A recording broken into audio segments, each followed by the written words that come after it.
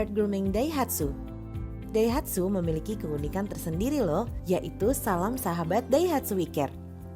Salam sahabat merupakan hal yang sangat penting, terutama saat menyambut para pelanggan setia Daihatsu. Karena sesuai dengan slogannya, Daihatsu adalah seorang sahabat yang peduli kepada pelanggan. Teman-teman, jadi begini loh cara menyapa dengan salam sahabat. Letakkan simbol Daihatsu di depan dada menggunakan tangan kanan. Jangan lupa tersenyum ya. Untuk standar pengucapan salam sahabat seperti ini ya. Untuk pagi hari sampai jam 10, semangat pagi sahabat. Untuk jam 10 sampai dengan jam 3, semangat siang sahabat. Untuk jam 3 sampai jam 6, semangat sore sahabat. Untuk jam 6 sore ke atas, semangat malam sahabat. Selain salam sahabat, penampilan juga penting ya teman-teman. Kenapa sih penampilan itu penting? Penampilan yang rapi dan menarik juga akan menggambarkan image perusahaan yang baik loh. Tidak hanya itu, penampilan rapi juga menunjukkan bahwa teman-teman sudah siap bertemu dengan customer, sehingga teman-teman nantinya akan semakin dipercaya dan dapat diandalkan. Beberapa hal yang harus diperhatikan pada penampilan adalah rambut atau hijab, wajah, mulut dan gigi, tubuh, tangan, termasuk kuku dan cara berpakaian. Untuk rambut harus diperhatikan bahwa rambut tentunya harus bersih dan tertata rapi. Untuk yang berhijab, warna hijab disesuaikan dengan warna baju ya. Wajah juga harus diperhatikan bahwa penggunaan makeup harus natural. Dan pastikan untuk melakukan perawatan wajah secara rutin, terutama bagi yang memiliki masalah pada wajah. Pastikan mulut dan gigi selalu bersih dan lakukan perawatan rutin agar gigi tidak berlubang. Disarankan untuk menyikat gigi atau berkumur dan menghindari makanan yang menyebabkan bau mulut. Pada tubuh, pastikan tubuh selalu segar, kulit bersih, dan tidak bau badan. Bagi yang merasa tubuhnya mudah berkeringat, gunakan deodoran. Untuk penggunaan parfum, gunakan secukupnya ya. Yang penting juga, teman-teman tidak boleh mentato bagian tubuh yang terlihat oleh customer. Untuk penggunaan jam, gelang, dan cincin maksimal hanya satu saja. Selain itu, kuku juga harus dipelihara agar tetap pendek, selalu bersih, dan rapi.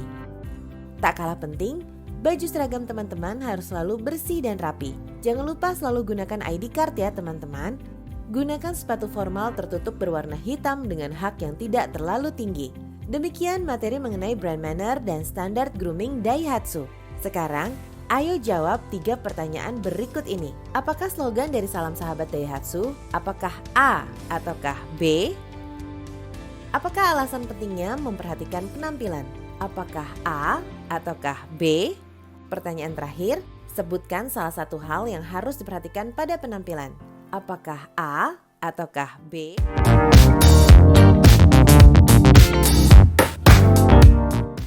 Materi kedua, SRO Job Desk. Peran SRO di bengkel Daihatsu sangat penting untuk meningkatkan pelayanan kepada customer Daihatsu dan juga kelangsungan bisnis bengkel melalui reminder service customer dan alokasi booking customer.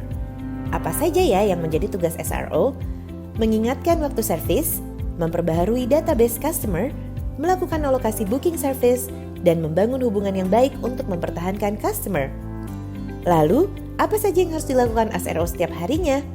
Pada pagi hari, SRO akan memastikan kembali kedatangan customer dengan menghubungi customer 1 jam sebelum jam reservasi booking.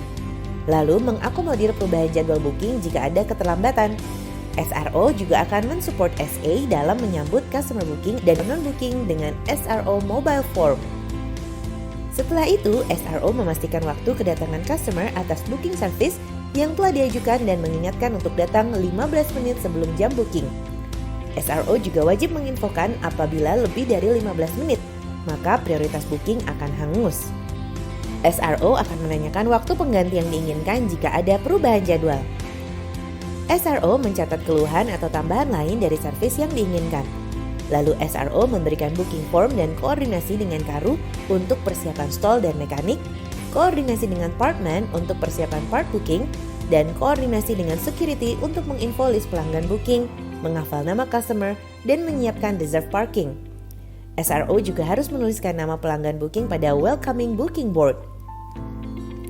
Kemudian SRO akan menghubungi customer melalui telepon untuk mengingatkan servis, menjelaskan manfaat servis setiap 6 bulan, dan menawarkan booking service beserta manfaatnya. Setelah itu akan merekap data hasil reminder, lalu SRO juga akan mencatat semua kebutuhan pelanggan beserta keluhan jika ada. 1 jam terakhir, SRO akan menyempatkan diri untuk mengolah database customer target menggunakan sistem BRM. Setelah itu, SRO akan mengingatkan sudah waktunya service kepada customer dengan mengirimkan WhatsApp atau SMS. Sedangkan pada akhir bulan, SRO membuat laporan booking service dan hasil aktivitas reminder service. SRO juga harus melakukan pembaruan database customer. Demikian materi mengenai SRO Job Desk. Sekarang, ayo jawab 2 pertanyaan berikut ini. Berapa lama waktu yang tepat untuk customer datang sebelum jadwal service? Apakah A ataukah B? Pertanyaan terakhir. Ketika SRO melakukan persiapan pada H-1, dengan siapa saja SRO harus berkoordinasi? Apakah A ataukah B?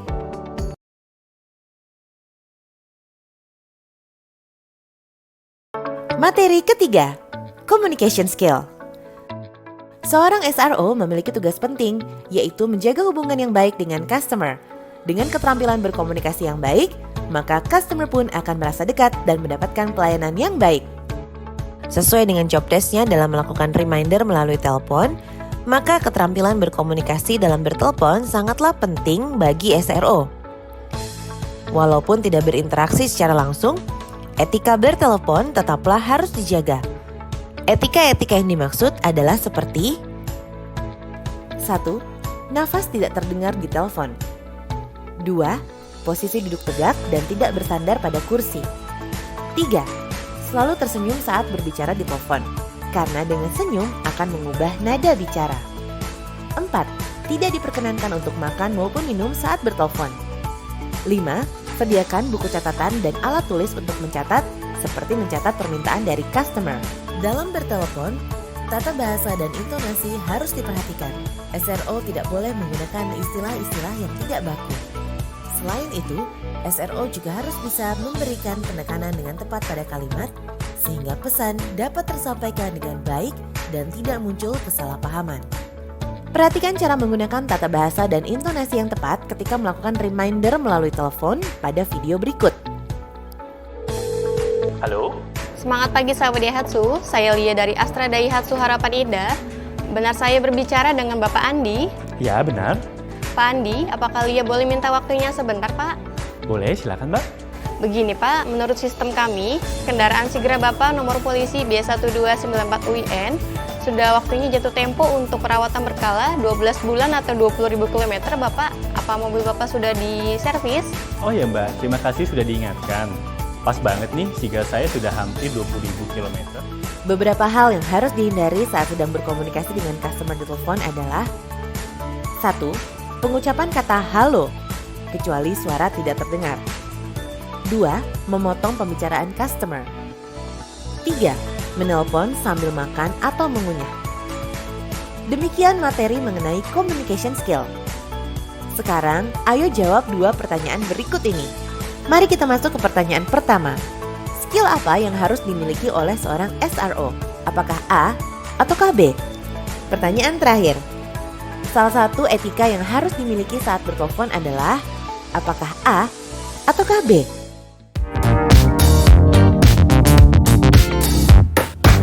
Materi keempat, customer engagement.